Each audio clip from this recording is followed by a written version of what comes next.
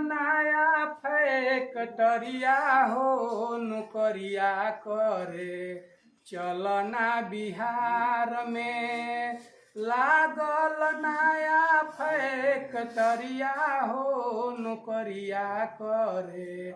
चल ना बिहार में, चल ना बिहार में भैया, चल ना बिहार में, चल ना बिहार में बहिनी, चल ना बिहार में लागल नया फैक्टरिया रे नौकरिया करे।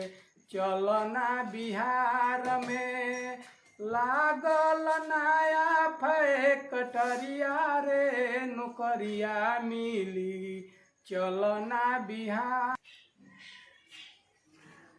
आतना बढ़िया सरकार हमने के काम कैलस कि बिहार के लड़के जाके दूसरा राज्य में नौकरी करत रहे, शिक्षा पढ़त रहे।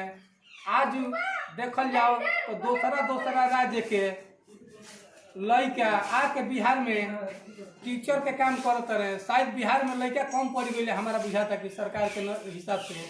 ये से तबे न दूसरा राज्य के लड़कन के भाई शिक्षा भर्ती में नौकरी दिए है।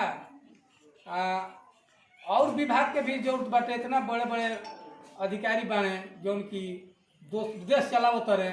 हमने के बिहार में भी ऐसा बाणे जो उनकी काबिलियत बाणे। यही पर कुछ कहे के बाटे कि देख के नौकरी रच देले इतिहास मान सम्मान के।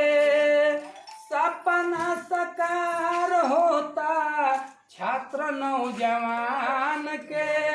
रहे जौन चीज के दर करिया रे नौकरिया मिले।